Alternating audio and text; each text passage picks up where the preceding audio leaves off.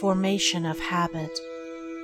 Every established mental condition is an acquired habit, and has become such by continuous repetition of thought. Despondency and cheerfulness, anger and calmness, covetousness and generosity, indeed, all states of mind, are habits built up by choice until they have become automatic. A thought constantly repeated at last becomes a fixed habit of the mind, and from such habits proceeds one's life. It is in the nature of the mind to acquire knowledge by the repetition of its experiences. A thought which is very difficult, at first, to hold and dwell upon, at last becomes, by constantly being held in the mind, a natural and habitual practice. A boy, when commencing to learn a trade, cannot even handle his tools right, much less use them correctly. But after long repetition and practice, he plies them with perfect ease and consummate skill. Likewise, a state of mind, at first apparently incapable of realization, is by perseverance and practice at last acquired and built into the character as a natural and spontaneous condition. In this power of the mind to form and reform its habits, its conditions, is contained the basis of a man's salvation. It is the open door to perfect liberty by the mastery of self. For as a man has the power to form harmful habits, so he equally has the same power to create habits that are essentially good. And here we come to a point which needs some clarifying, and which calls for deep and earnest thought on the part of my reader. It is commonly said to be easier to do wrong than right, to sin than to be holy. Such a condition has come to be regarded, almost universally, as a self-evident truth.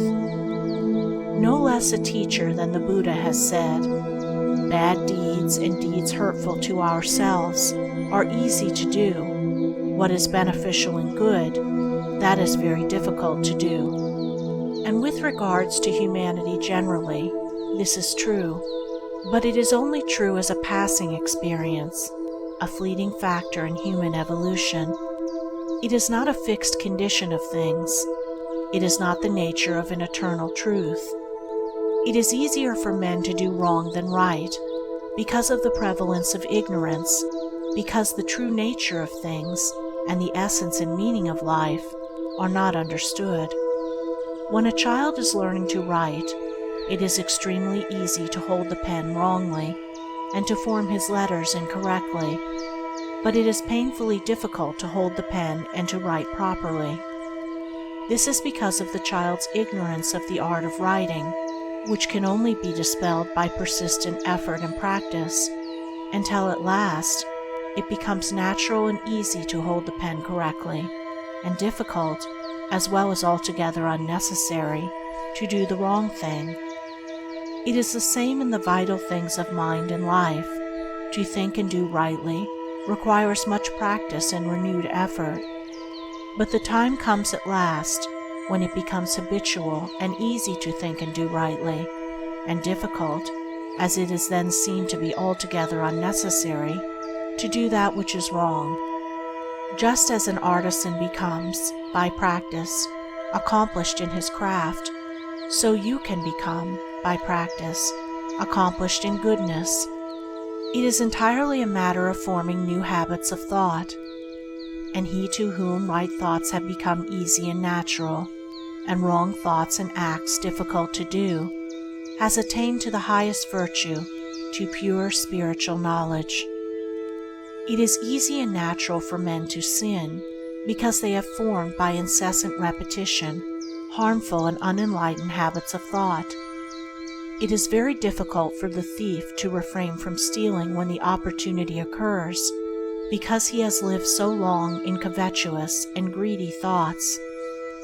But such difficulty does not exist for the honest man who has lived so long with upright and honest thoughts. He has thereby become so enlightened as to the wrong, folly, and fruitlessness of theft, that even the remotest idea of stealing does not enter his mind. The sin of theft is a very extreme one, and I have introduced it in order to more clearly illustrate the force and formation of habit. But all sins and virtues are formed in the same way. Anger and impatience are natural and easy to thousands of people because they are constantly repeating anger and impatient thoughts and acts. And with each repetition, the habit is more firmly established and more deeply rooted. Calmness and patience can become habitual in the same way, by first grasping through effort a calm and patient thought, and then continuously thinking it and living in it until use becomes second nature, and anger and impatience pass away forever. It is in this manner that every wrong thought may be expelled from the mind, that every untrue act may be destroyed, and that every sin may be overcome.